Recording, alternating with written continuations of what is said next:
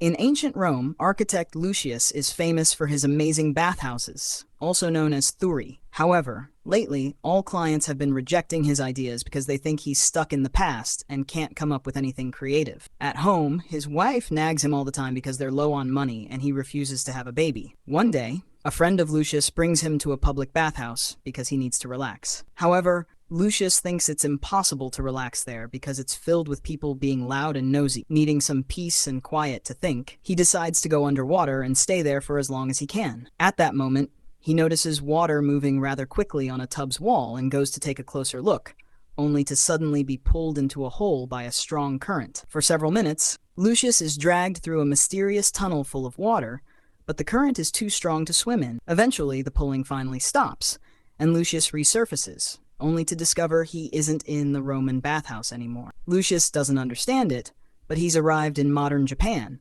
and now a bunch of old men in a public bathhouse are staring at the strange foreigner that suddenly popped out of the water. Lucius assumes these people are from a flat-faced tribe and starts investigating the place, quickly becoming amazed by all their innovations. Even simple things like baskets blow his mind, but when it comes to any machinery like the massaging device or the taps, he assumes there are hidden slaves moving things. Meanwhile, manga artist Mami is having her story rejected again. She goes to the bathhouse at the same time Lucius accidentally enters the women's changing room, and a screaming woman knocks him out by throwing something at his head. Mami is very impressed by Lucius's physique and immediately starts drawing him, but soon he's taken away from the women. When he wakes up, a guy shares a drink with him, even teaching him how to open the bottle. Lucius takes a sip, and is so blown away by the taste that he cries before falling unconscious. When Lucius wakes up, he finds himself in ancient Rome again. The men at the bathhouse explain he drowned in the tub and was found just now. For a moment, Lucius wonders if it was all a dream, but then he notices the empty bottle next to him. 2 months later, the bathhouse has been completely renovated thanks to Lucius's ideas, which basically consisted of copying everything he saw in Japan. People are in love with all the little touches,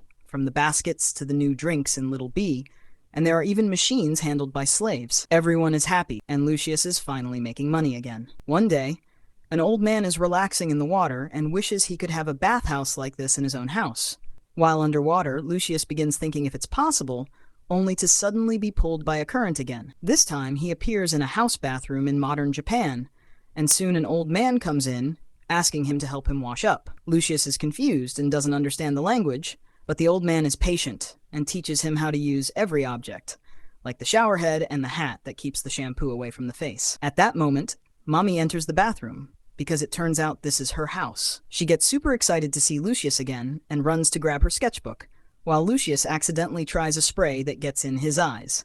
By the time Mommy comes back, Lucius is already gone. As soon as he returns to Rome, Lucius copies the ideas from Japan again and builds the first private bathtub. His innovation becomes a sensation once again, and he makes tons of money. However, at home, things aren't better. His wife is still not happy because she wants a baby, but Lucius spends all his time at work. An argument ensues and ends up with his wife leaving. Sometime later, a messenger comes to see Lucius.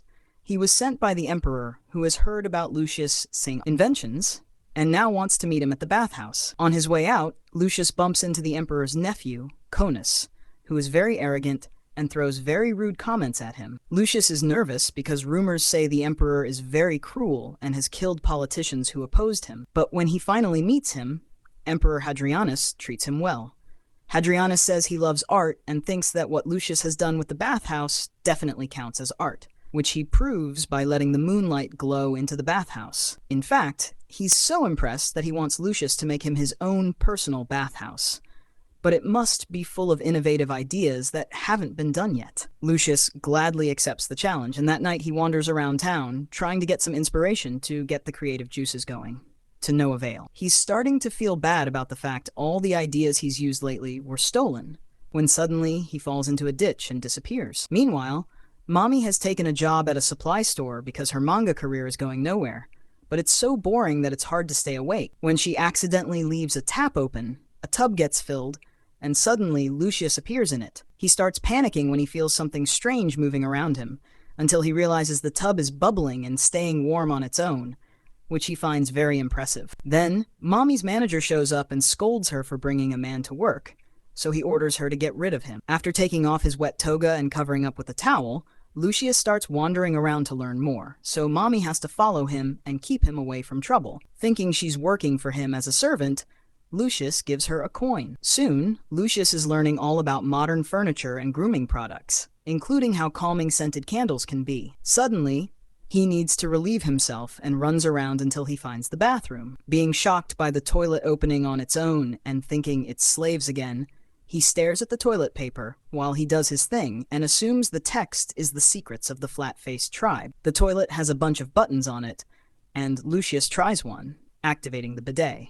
The sensation of being cleaned down there so gently makes him feel as if he was in heaven, causing him to cry and disappear.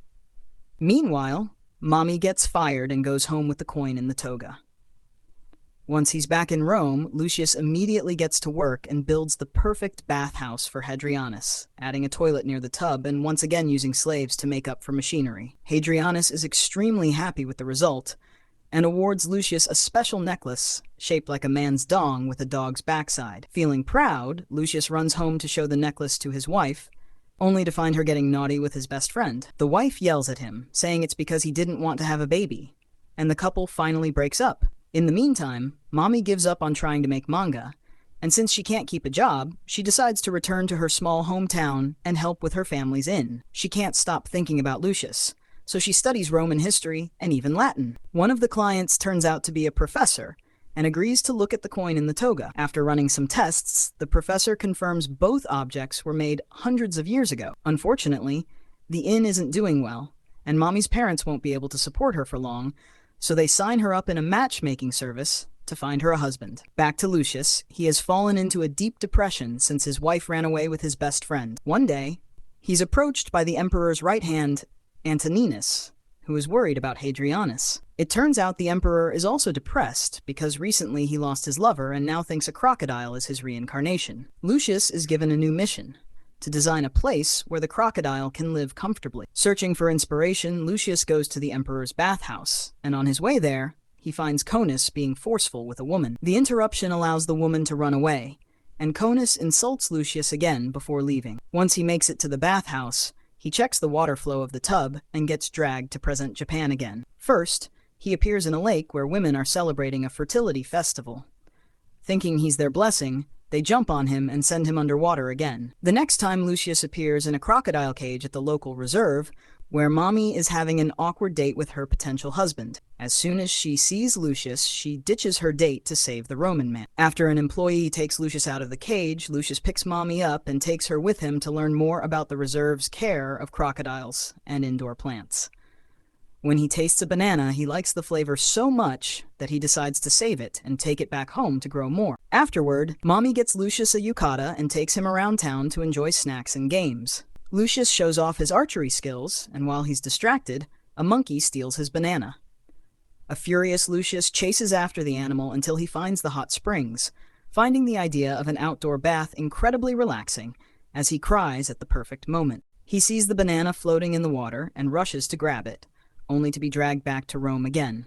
A few days later, Lucius finishes designing the perfect place for the crocodile, and Hadrianus is so happy that he treats Lucius as a close friend, inviting him to visit the palace whenever he wants. Sometime later, Hadrianus learns that his troops are getting attacked by rebels who want a better leader. Soldiers are sent to fight the rebels, but the rebels don't give up, and the battle goes on for months. More than a year passes, and Hadrianus becomes old, so he wants to retire and leave the throne to Conus. Hadrianus sends a letter to Lucius asking him to build a new public bathhouse as Conus's first project as emperor. That way he'll get people's support from the start. However, Lucius hates Conus and thinks his arrogant attitude will bring the fall of the Roman Empire. He decides to go see Conus and turn down the job, causing Conus to remind him this counts as treason, and he can be executed for it. While trying to decide what to do, Lucius is approached by a rival architect who is furious because, since Lucius became popular, he didn't get any work, and now he's broke. A fight ensues, and the man injures Lucius with his sword before pushing him into a well,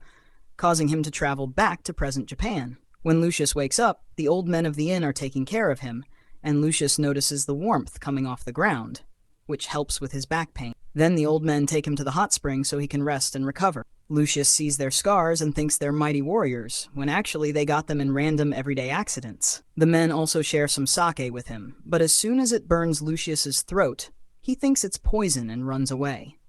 Eventually, he finds Mommy and tells her he's been poisoned. As he falls on the ground, Mommy has now studied enough Latin to understand him and makes him drink water from the hot springs, explaining it has healing properties. Lucius stands up thinking he's better, but the sake still makes him dizzy, and he falls on top of Mommy, causing both of them to fall into the spring and go to ancient Rome. When they wake up, Conus immediately hits on Mommy and tries to take her away, only to be stopped by Antus. Afterward, Lucius goes home to start packing, planning to run away to avoid getting executed for having principles. Mommy tries to go after him to stop him, only to get lost in town.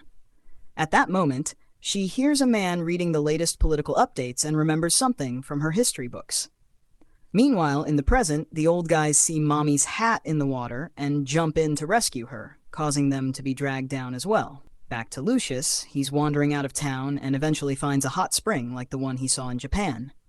Unfortunately, he's soon found by soldiers, who sent him back to his house. Mommy receives him with a hug and tells him that Antoninus will be sent to the provinces to deal with the rebels. She thinks Conus did it as revenge because Antoninus saved her, but according to history, this is wrong. Conus is supposed to be the one that goes to the provinces and dies of the plague, causing Antoninus to take over the throne. It seems her presence here has changed history.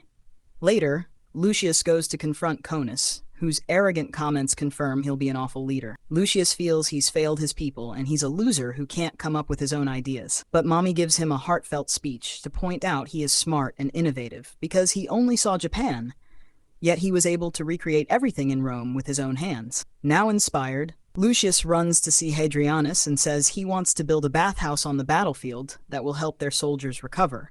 That way, they'll finally win the battle, and Antoninus won't have to leave to the provinces.